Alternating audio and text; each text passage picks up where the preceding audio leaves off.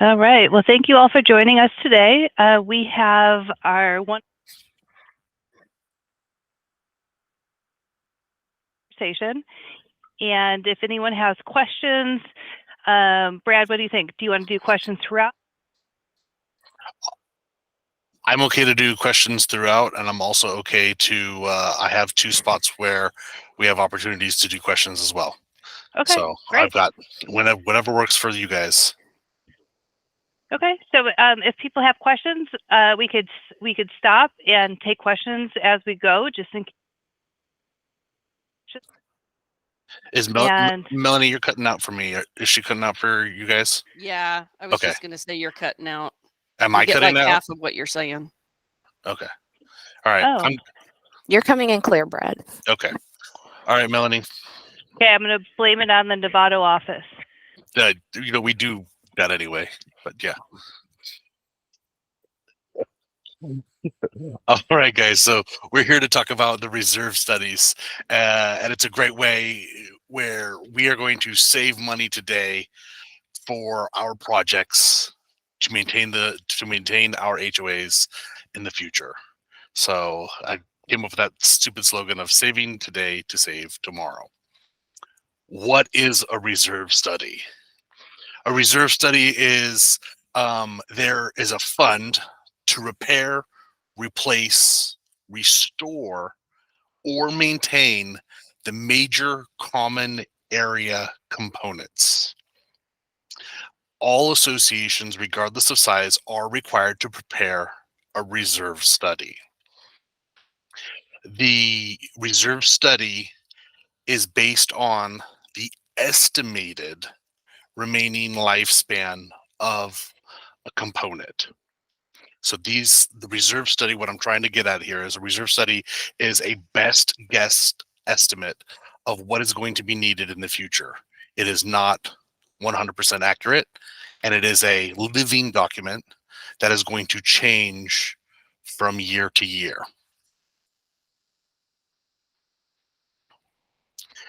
Reserve studies are put together by a reserve analyst. A reserve analyst is also known as a reserve specialist, and they're going to typically have some sort of a certification, either through CAI, CACM, or through the Association of Professional Reserve Analysts. I've included a brief list of about 6 or 7 reserve analysts that we currently work with. As you get more experience and have worked with several of these, you'll have your favorites on how they format their reserve studies and how flexible they are and responsive they are to your and the board's requests.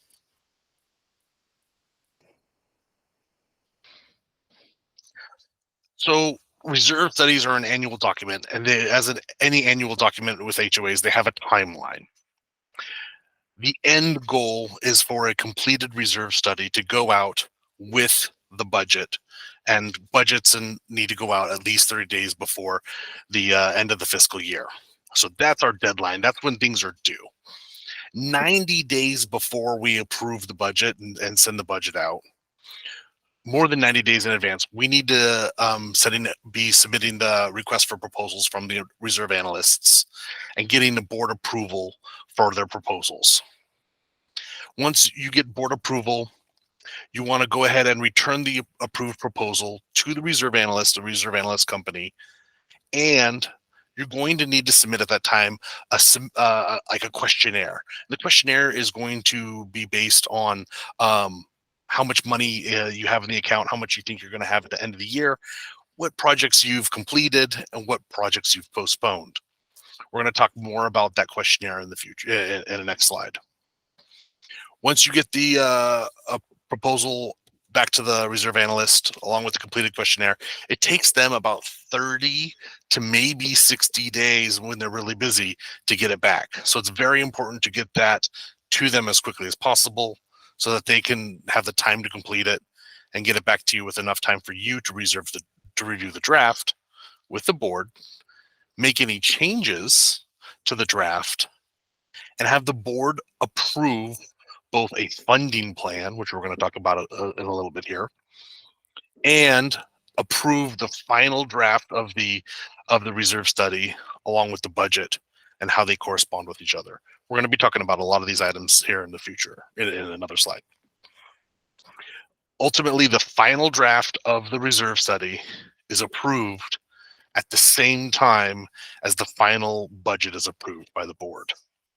And then the reserve study and the budget are sent to the membership. Any questions about the timelines? I just have a point. So Brad, why do we have the board approve the budget and reserve study around the same time? The How are reserve, they tied? so the reserve study, the amount we contribute, the board decides to contribute to the reserve study, is dictated by how much is going to be in the budget. And we're going to talk about budgets and how they relate to each other here in just a little bit.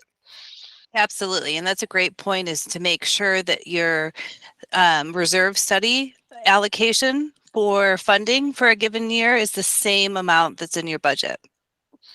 Exactly. Exactly. All right, so now we're going to look at a reserve study. We're going to look at 4 important elements of the reserve study. Now, before we get into these 4 elements, is a lot to the reserve study. These documents are typically 30 to 60 pages. They might have photographs. They might have, all sorts of additional information and disclosures. We're going to focus on these 4 very important sections. When you identify these 4 very important sections, this is 99% of what you need to know or know from the reserve study. The first thing everybody wants to know is what is our percentage funded? And this is also a question that realtors might ask in questionnaires and HOA questionnaires. What is the percentage fundage of the HOA?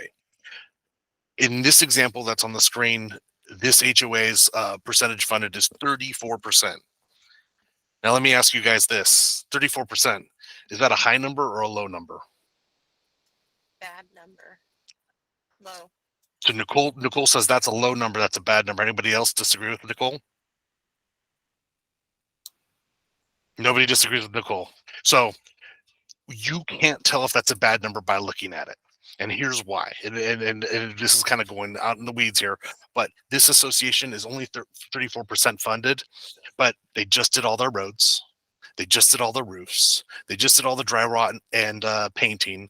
They just did all the concrete and everything. So over the past 4 years, every single major component has been replaced. They have no short-term major component items coming up for about 12 years. So yeah, they're only 34% funded, but they don't need the money. Everything is several years down the road. So in this instance, you can't tell just by the number. The number is just a number. You have to read the entire reserve study. And so it's important in that example, it's important not to get hung up on the percent funded number. It's not a good indication of the health of the association. You need to look at the long-term, long-term expenses. What are the next projects? How soon are they coming up? What was just completed over the past few years? It's okay to have a low number if everything was just completed. Also in this, can you guys see my cursor on my screen? Okay. No, yes, no, no. Okay. Also in this, on this page, you can see some other important information about the association. You can see the starting reserve balance there at the beginning of the fiscal year. You can see something called the fully funded reserve balance, and we're going to talk about that in a little bit here. The current replacement cost, which means if everything was wiped out to a bare wasteland, what would it cost to rebuild? That's a good number that you can use for insurance purposes. And at the bottom of the screen, you can see the inflation rate and the interest rate that the reserve study is based off of. Remember, the reserve study is a 30-year, and the reserve analyst is telling us, hey, it's basing this on a 4% average inflation and a 3% interest gain on our assets over year for the next 30 years. Now, we haven't had high inflation or high interest up until the past couple of years. So, while these are supposed to be average numbers, it's okay to request these numbers be changed by your reserve analyst. Any questions about the percentage funded number? I have a quick question, Brad. Yeah, So the board can request to have these numbers adjusted if they feel like the numbers are better suited to be higher. This came up at one of my associations, so. so yes. The short answer is yes. They can be, the inflation percent and the interest percent can be adjusted if the board feels strongly that these numbers aren't in the best interest of the HOA. The long answer is, remember, it's a 30-year average. So do with that what you will. Fair enough, thank you.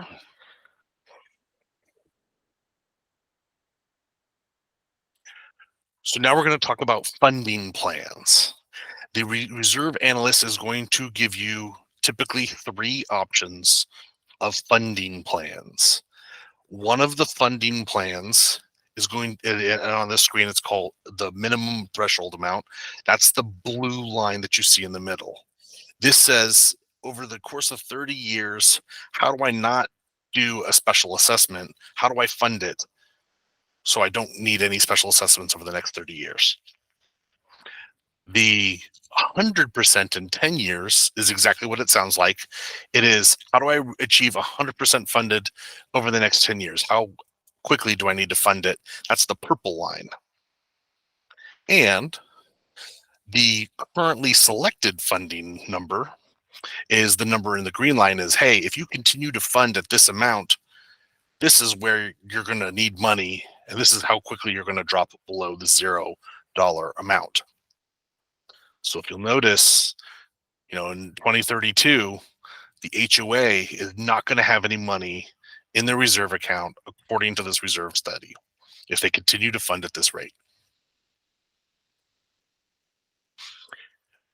When your board reviews the draft of the reserve study, they need to adopt one of these plans. They need to make a motion saying, we are going to select this funding plan. And when that is done, it is our job to put it in the minutes saying, hey, the draft reserve study has been approved at a minimum threshold funding plan, or at a funding plan that doesn't meet the needs of the reserves over the next 30 years, or whatever it's going to be. You need to notate that in the minutes. That's very important. Any questions about that? Funding plans? I just have a couple comments. So just do you notice up at the top, the annual reserve contributions? So that also kind of piggybacks with what Brad was saying about a board deciding what funding plan, because that will change what the annual reserve contribution amount would be. And then that would go into your budget. One other thing of note is that these numbers are based on what the reserve preparer has put in is the cost for repair for the components. And we all know in the past year, labor costs have gone up, material costs have gone up. And so what we're finding is that a lot of our reserve studies don't reflect the accurate amount of what it costs to actually do a project.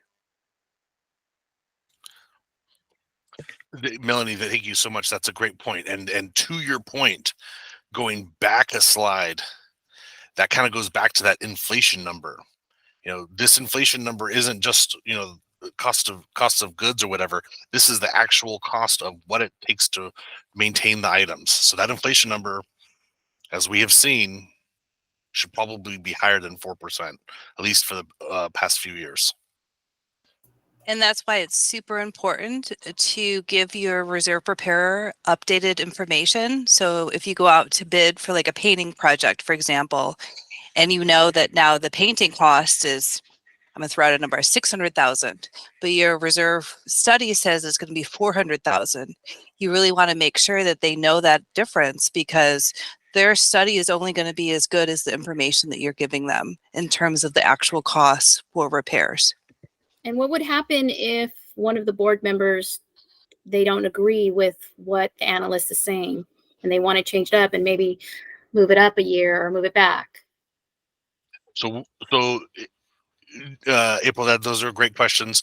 And you're talking about specific projects. Yes.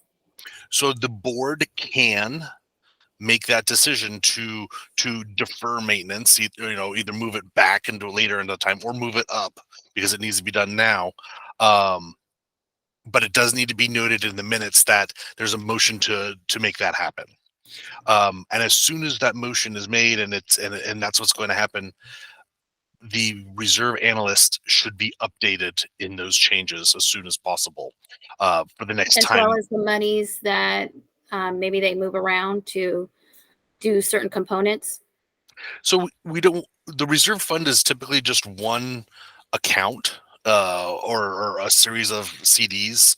You don't need to do anything with the money necessarily, but you will want to get the updated reserve study for the next fiscal year that reflects whatever changes happened in the prior year. And Okay. we're gonna talk about the component stuff here in just a minute. And just to kind of piggyback on that as well, that's why it's really important that the managers have the conversation with the board to say, okay, what projects do you want to do this year? And then have the study updated to reflect those actual projects. Yep. And Brad's completely correct. If they say, okay, we're going to allocate 50 grand more over here, 5 grand over there, it doesn't really matter. At the end of the day, you have, based on their funding plan, so much going into the reserve study, into the reserve fund, and that might be broken out into a couple different investment accounts, checking accounts, but then at the end of the day, they have X amount of money to spend for the projects that they're going to be doing. All right, I'm going to move on to component inventory. And this is a little bit of component inventory, but this is more anticipated expenditures. So this section called anticipated expenditures, some of them are 3-year, some reserve analysts do a 3-year, some do a 5-year. This one here is a 5-year. What we're looking at is a graph of how much money is estimated to be spent each year for the next 5 fiscal years. So you can see in the current fiscal year, 23-24, they're going to spend just over $400,000. The next 3 years are going to be pretty low, under $200,000. And then in 27-28, according to the plan, they're going to spend $900,000+. Now, this bar graph is great. It gives us an overview, but just under it, you see the plan for the 23-24 fiscal year and how it breaks down for that expense. That $439,000 is going to be spent on domestic water line. That domestic water line, that second line item of $167,000, that's actually a contingency line item. That's not a replacement. That's just in case we need it, sort of thing. So it's not a planned expense. It's a if we need it expense. So it's important to understand what the next few years hold and budget accordingly, like Melanie was referring to, so that we can plan and anticipate what projects are coming up that we need to plan and work with project management on if it's those types of a project. This reserve study and these component items are very typical of one of my HOAs, and you're going to see a lot of contingency and annual maintenance items in here. And what I mean by that is these are things that need to be done on a regular basis, but occur once a year or less. We'll talk a little bit more about that in, coming up here, but these are maintenance items that occur once a year or less. For example, halfway down, we have tree maintenance and tree trimming, and it's annual. So we budget $15,000 annual in the reserve account for tree maintenance. It could be an operating account expense, but you know what? That tree out front, I only trim that tree about once every 3 or 4 years, but I'm always trimming trees throughout the community. So our board has agreed that that type of expense should go into the reserves and be budgeted in the reserves. Now, if we spend $15,000, that's fine. Some years we spend $25,000, and some years we spend $5,000. But if each year we're budgeting $15,000, it averages out. Any questions with the short-term anticipated expenditure section of the reserve study? Okay, moving on. This is the most important part of your reserve study. This is the component inventory.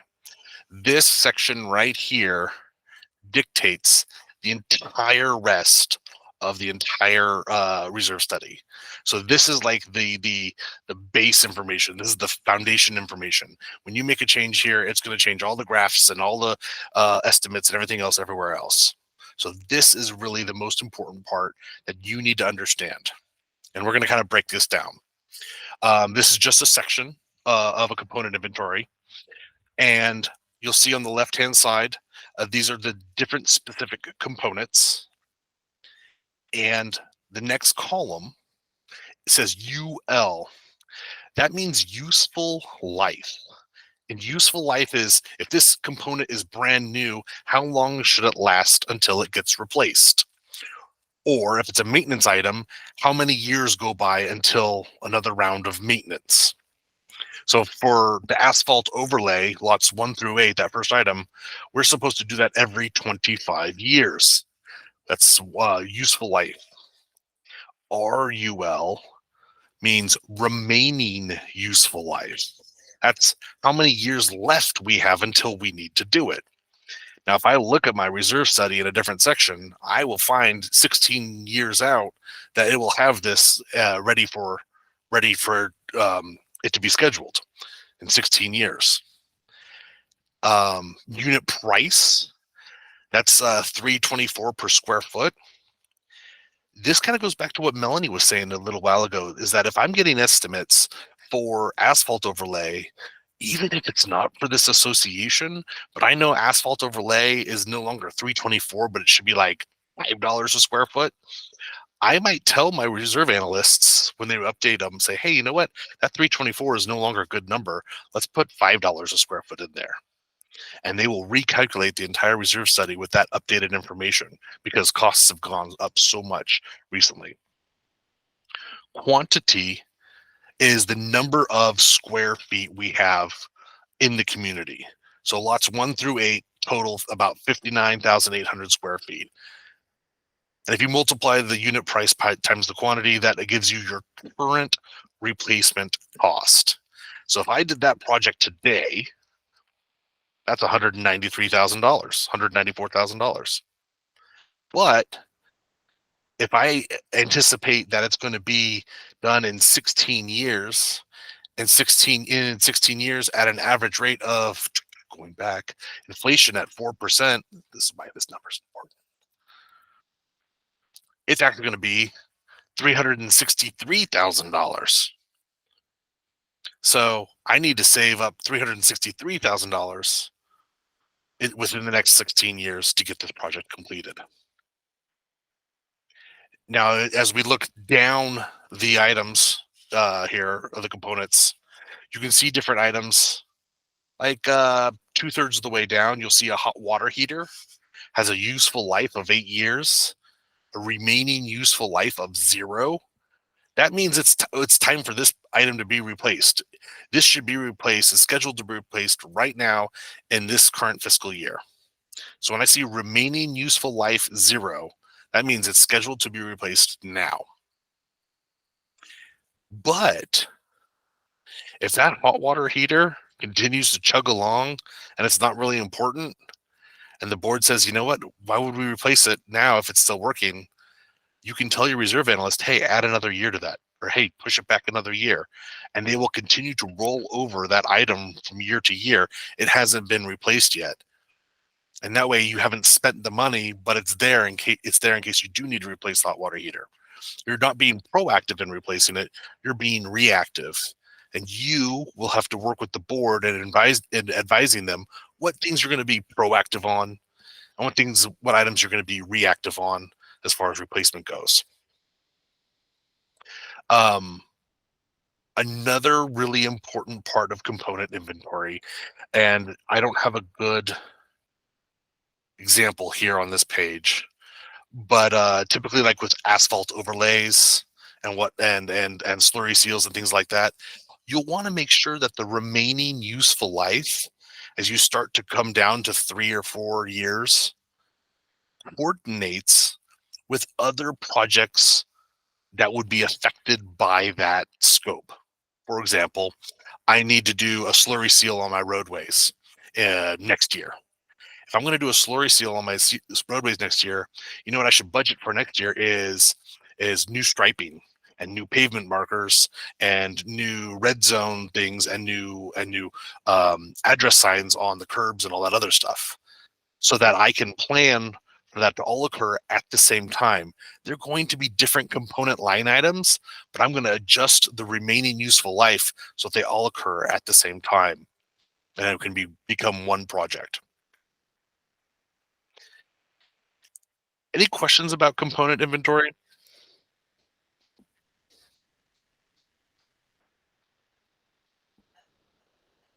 This is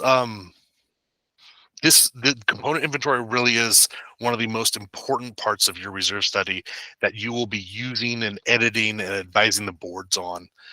So it's very important to understand that remaining useful life, how components work with one another, and making plans for the future so that things occur at the same time. I'm working on a project right now where we're going to stain the exterior shingles of one of the units, the entire building. Which means we need to erect scaffolding, and scaffolding is expensive. It's half the cost of the shingle staining project. Well, since the scaffolding is going up, we're going to replace all the windows in the building as well. And since the shingles are going up, we're going to install new chimney caps on all the chimneys. All these items are related to having that scaffolding up already, so that we can take advantage of that and reduce the overall cost of the project, because we already have the scaffolding up one time and it's done. It's important to adjust your remaining useful life for large projects. Any questions? All right. So once your reserve study has been approved, you will receive 2 things back. You're going to receive the reserve study, which is 30 to 50 pages. And if you pay a little bit extra, which I always recommend, it'll include photos of different components, conditions of different components and whatnot. Those reserve studies are typically just kept on file or shared with the board as needed. They're drastic overkill, but they're great reference for you in budget planning and project planning in the future. You will also receive a reserve disclosure. The disclosure is typically 3 to 5 pages. It just cuts straight to the chase. Do we have enough money? How much are we going to spend next year? How much money are we going to have left? Are there any special assessments? How soon is the special assessment going to be? It really just cuts to the chase. The reserve study disclosure is distributed with the budgets. Any questions about the difference between the reserve study, the full study, and the disclosure? So 2 separate documents. There's study and disclosure. Make sure you know which is which and who's asking for what. Typically, if somebody asks me for a reserve study, I'll send them the disclosure unless they said, no, I need the full study. Okay, here's the full study.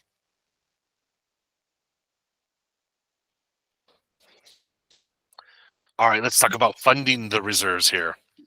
Question, Brad. Oh, yeah, go ahead.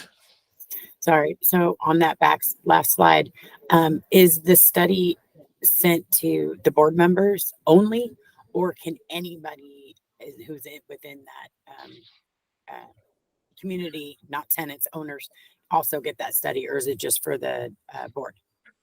Christy, that's a fantastic question. The reserve study is available to anybody upon request.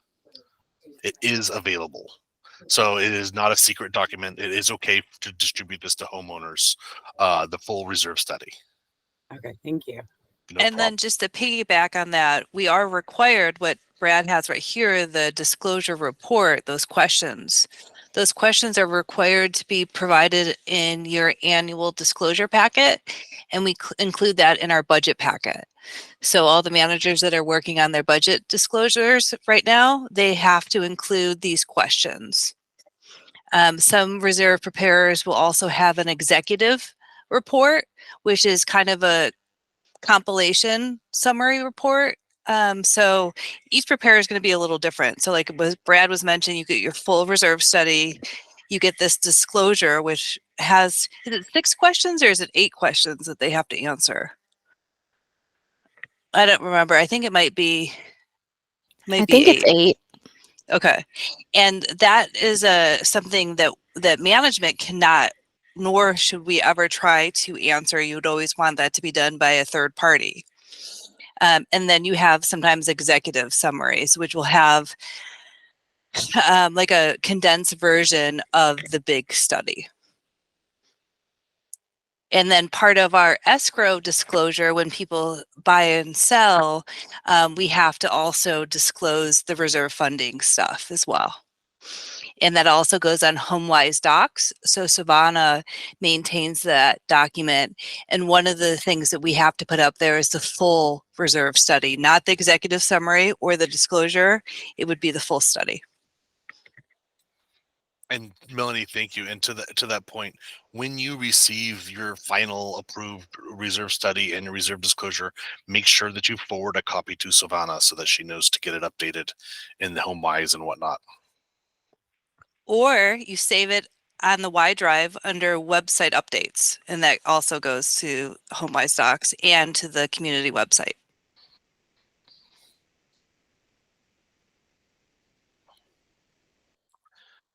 So funding the reserves, where did this money come from? The money for the reserves comes from the regular assessments that are charged to the homeowners. In this example here, the homeowners pay a $322 monthly assessment. And once it totals all up, the operations account by the end of the year will have received $921,000, and $300,000 will go towards the reserve funds. So it's a portion of your monthly assessment. And this is why it's important that the board look at the reserve study and the plan and the draft and adopt a funding plan as they're looking at the budget. Because if they want to contribute more or less to the reserves, that's going to affect how much their regular assessment is going to be. And it's pretty straightforward. If you're going to fund your reserves less, you're going to have a lower monthly assessment, and a lot of boards will push for a lower reserve contribution amount, but they're borrowing from Peter to pay Paul on something like that, where because then inevitably they're not going to have enough money for a large project coming up in the near future. Any questions with how the reserves are funded from the regular assessments? Okie dokie. All right. So once you've engaged a reserve analyst, before you get the draft, you need to update the reserve study. And they're going to ask several questions. This is kind of a snapshot of one of the reserve analysts' questions. And they're going to want to know everything about your community. Is it a PUD or is it a condo? How much money do they have now? How much money are they going to have at the end of the fiscal year? Do you have any pending projects, that are going to happen between now and the end of the fiscal year? And then they're going to want to know, where do you want what changes do you need to make to the prior reserve study? And this is your opportunity to say things cost more, things cost less. I want to move this next year, or I want to move this to coincide with another project here. And you'll see my notes at the bottom. This is a real example that I did for this is Bella Vista. The first item, all 2023 landscaping items will occur in 2024. Roll that forward. So they'll take it out of 23 and put it in 24. The major seal coat has an estimate of this amount of money. Change it to this number, and I included how many square feet and how much per square foot. Red curb paint can be moved back to 2024 to coincide with major seal coat. No dumping drains signage.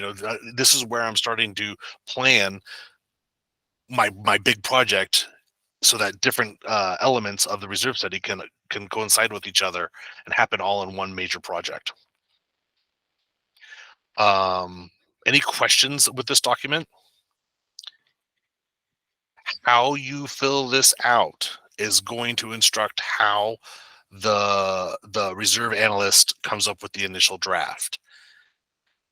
As you get to know your boards better, you can be more or less aggressive with your reserve funding using this document, so that the first draft that they get is more aggressive as far as the funding requirements or not. It's definitely, as you get to know your boards and your style and their style for funding and doing projects. But this is a very important document that you'll need. You'll want to try to get it as close as possible the first try. Most reserve analysts will limit the number of revisions to the draft that you can make. Most are just 1 or 2 revisions. They don't want to be hearing from you 8 or 9 times. Any questions with filling out this document? No questions. My only comment would be, if you notice all the notes that Brad put, it's only for the next year. There's no need to really worry about projects that might happen in 10 years or 15 years or 30 years. So if your boards start going down that rabbit hole, you can pull them back and say, you know what, we update this report every year. So let's focus on next year, or let's focus on the next 3 years and only worry about those projects, not worry about something that's 10 years down the road, because things may change. And so this is a great example where Brad's focusing on the upcoming year and what to really prepare and adjust in terms of projects for that funding. I'll tell you what, nothing feels better when the board is approving a major project for these guys. It's the upcoming asphalt seal coat, and you have the homeowners in the open forum that have all these questions. Oh my gosh, it's $100,000. How are we going to pay for this? Oh, well, look at our reserve studies. It says we've got a budget of $110,000 for this line item, and it just lines up perfectly, and we're good on it. And homeowners think you're a hero, and the board loves you, and it's all because you did this. You spent a little extra time on this. All right, so that's the easy stuff. What kind of questions do we have? It's not over yet. Okay, I got a question. Okay. Let's say we have a draft reserve study that comes in and says that we have to fund the reserve contribution $500,000. But then you have the board approve a budget and there's not enough money. So we talked earlier about revising that reserve study to have that contribution. So my question, and it's kind of a little leading question, is, Brad, how would you negotiate or have that conversation with the board about pro and con to that kind of approach of cutting that large amount? So when boards start to consider underfunding the reserve account, I'm very frank with them, and I'll ask them, if we're going to underfund the reserve account now, how are we going to make up the difference next year? And if we're going to fund it by $50,000 or $100,000 this year, we don't have enough in our budget to increase it 20% next year to cover what we're not funding now and the anticipated increase for next year. So how are we going to do that? I put the question back to the board, and the board inevitably tries to lean towards, oh well, we're just not going to fund it. That's not an answer. They makes them look bad, because now you're just setting yourself up for failure. So I try to push it back on the board as to, if we're not going to fund it now, what are we going to do next year to fund it fully? Absolutely. And also, the more they're, what you say, taking from Peter to pay Paul, Yeah. the higher likelihood is that we're going to have a special assessment. And then you'll have to be like, okay, now I got to get project management involved. We have to look at different options to fund the special assessment. Now we have to get the membership to vote for it, so on and so forth. But even with all of that, at the end of the day, it is the association's budget. It is the board's decision. It's not our decision. Mhm. We don't have a horse in the race. We're here to educate, and then take their direction. It's not a fight.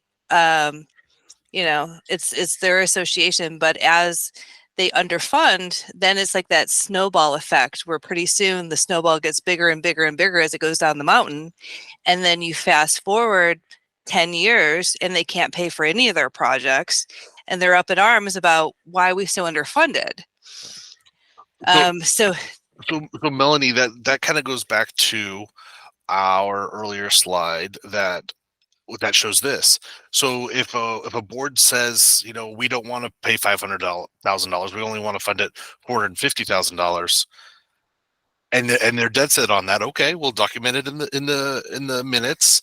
We will send that to the reserve analyst. He'll get us a revised draft, and that revised draft is going to have this green line. But now the green line is going to look even worse, because we just pulled $50,000 a year out of the funding. And so we take that back to the board, say, look, here it is, adjusted for the lesser amount, and now we're going to have a special assessment even sooner than anticipated. So that's why we get revised drafts from the reserve analyst. That's why we try to adopt a reserve a funding plan, going back to this screen, because if the board has adopted a funding plan like minimum threshold, it's not a debate. They've already adopted this plan. Sorry, we adopted this plan last year. We're going to stick to this plan. This is how it's going to work. So that's why it's really important to adopt a funding plan, so you don't get stuck in that, special assessment area. And special assessments are not the end of the world either. But they happen. It does upset. No, come on, man. I gotta make some props for the project management department, right? I have this conversation quite a bit with associations, just letting them know they're not alone with the special assessment. Lots of associations are going through this. But to Brad's point, the more that you can try to avoid it or decrease the need of a special assessment, the better. You're going to have happier homeowners, and you're going to be able to get your projects done.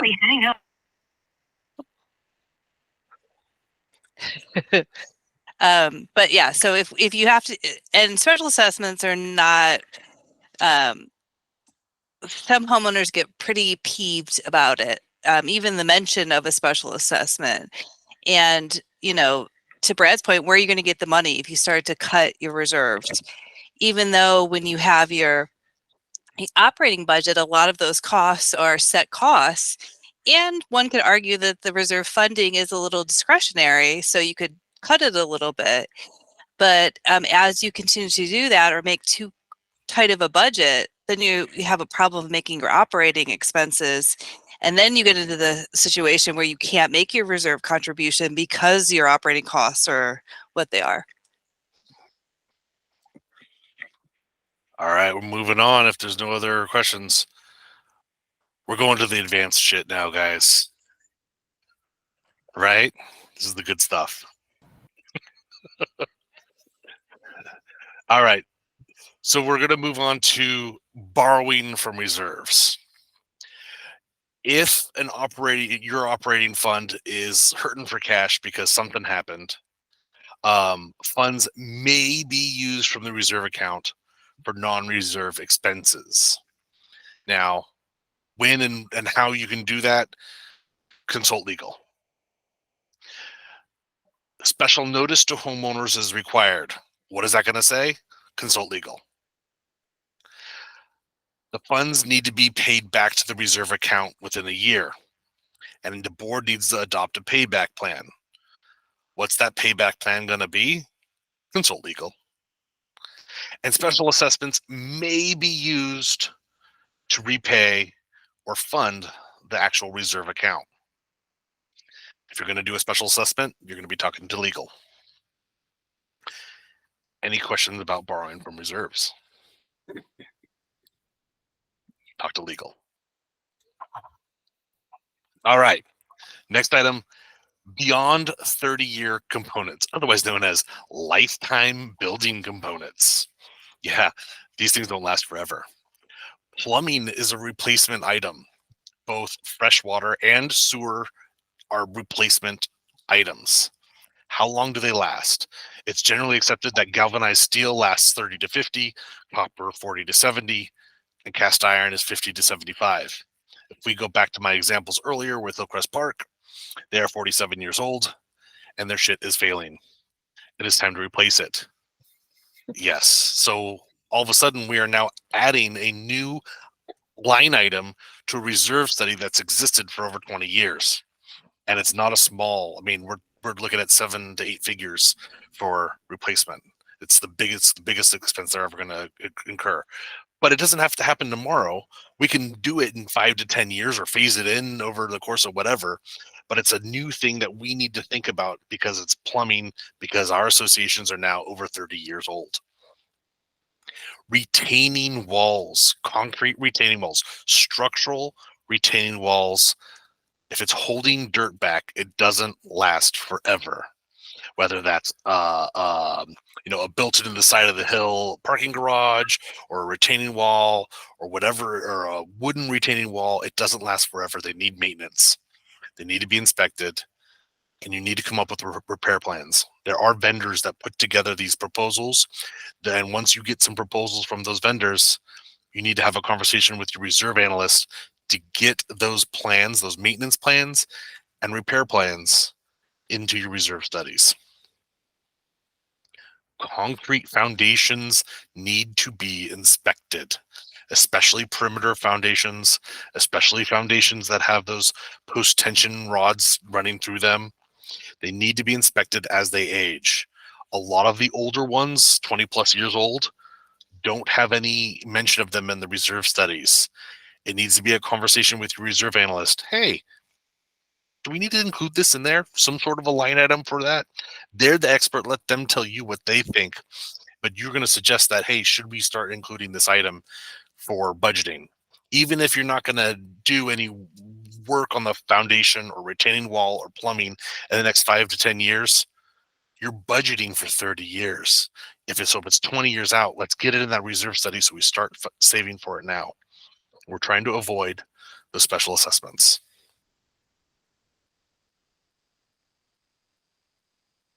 Other non-component components. These are things that I like to put in my reserve studies that people say, some people say, shouldn't be there. Like reserve study updates. So every third year, you need to have an on-site inspection with your reserve study. That is typically 2 to 3 times the cost of the regular reserve study update. I put that in my reserve study. Governing document updates. Every 10 years, $10,000. Put it in your reserve study. You look like a freaking hero when the California law does all these weird changes and whatnot. It's time to update your governing documents. Oh, look, it's right there. We've already been budgeting for it. Fire abatement plans. So some of the more rural properties might need clearancing away from roadways or fire break maintenance and whatnot. Those types of maintenances don't necessarily occur every year. They're typically every 2 to 5 years. Or even enrollment in the FireWise program. There's a cost for that. Put that in your reserve study. Balcony inspections. We're going through this right now. We're not going to forget about it, but every 9 years, you got to get it done. So put it in the reserve study. And For those HOAs that have high insurance deductibles, you can, in your reserve study, budget for your insurance deductible every 3 to 5 to 10 years, however often you typically put in claims, put your insurance deductible in there. I say aggressively consult legal counsel. If you ask legal counsel, can I put reserve study updates in there? They're going to say no, because it's not a physical component item. You can't touch reserve study updates. You can't touch governing document updates. It's not a physical component item. But if you tell legal counsel, hey, I'm going to put this in there, what's the best way to do it? They'll help you out with that. So that's when I say aggressively consult legal counsel for guidance about these above. And I would also say adding project management costs to your reserve study on an annual basis, because every project's going to require project management, and it might also require construction management. So you could do 2 different kinds of line items. And Brad was talking about earlier about the allowances. So an allowance is something that you budget. And you went back to the slide. Okay, great. So yeah, I went back to this because you're right. If we had a large project, I will typically either have project management as the bottom line, or I will have a contingency line item, which is typically about 10% of the annual estimated amount. So if the annual estimated amount is $439, I'd have another $44,000 in there for contingency.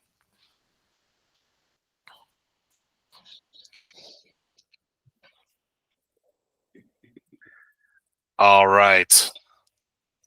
And with that, I have one more story I want to share, and I did not create a slide for it. There are some associations that do not fund their reserve study because they're typically a little bit more affluent, and they feel that their money could be doing better at a higher interest rate for themselves, not the 3% that it's earning for the HOA, but they might have their own investments or advisors or whatever. And when a larger project comes up, they just special assess it and they're okay writing those large checks. If that happens, which is fine, they've adopted a specific funding plan. You've got that in the minutes. They've adopted the budget and the reserve study. You've got that in the minutes. You're covering yourself that, yeah, we know we're going to do reserve studies. Yep, we know our special assessments. We know we've got one next year. We know it's going to be $70,000. It's okay. You've got it documented. It's in the minutes. It's fine. You will come across some of those associations. It's not uncommon. Just make sure you get it documented in the minutes. And that's also really common with commercial communities as well. All right. I've sucked up an hour of your time. What kind of questions do you have for me? Nothing. The Firewalk question, or the fire, is that a company that does it, or Firewise? Is that a company that comes out for properties and kind of gives an estimate or an evaluation? So the Firewise plan, maybe I can share this in a different meeting at a later time. Firewise is a third-party certification that communities can obtain, both condos, but mostly PUDs can obtain, that says that they've taken specific steps to make their community hardened against fire, and not just taking steps, but will maintain it to a certain level. It requires inspections, it requires certifications and all this stuff, but it does ultimately end up offering homeowners a discount in their HOA insurance. Finally, now. And there's usually a partnership with the fire department. The fire department will have a sub-association or sub-organization within them that are responsible for Firewise. There's also grants depending on what city the association is located in. For example, here in Novato, the Firewise organization is pretty intense, and there's also a lot of grants that associations can get to help offset the expenditure of removing all the juniper for the community, or cutting back certain trees, or taking certain actions. So depending on what city your association's in, you could go to that fire department and then go to their website to see what they offer. Yeah, it's a interesting program. You can check them out online, firewise.org or whatever it is, and maybe I could do a presentation about it at a future meeting. Yeah, and that just also reminds me too, Brad, you would mention the individual homeowner might be able to have decreases on their insurance cost. It also helps the HOA's insurance as well. So if you do become Firewise, a Firewise community, you'd want to make sure your insurance broker is aware of that. Exactly. Mhm. Any questions, guys? Well, thank you so much. No question, but I love the little gifs or gifs or whatever you call them. You chose awesome ones. Great presentation, Brad. Yeah, very entertaining. Thank you, Brad. Right? Thanks, guys. I appreciate All it. kinds of my favorite characters. So you did. Thanks, Brad. Great job. Bye. Thank you, Brad. Thanks All right. again. Have Thanks, a nice everyone. evening. Bye bye now. Bye. Bye. Hey, Christy, Bye-bye. what's up? Oh, Christy, you're Wait, muted. Chris, she's got a question. Put something on your door. A ticket. No, she don't have a No, question. I don't have a question. She's just mashing the keys. Huh. I'm trying to find something and accidentally click that.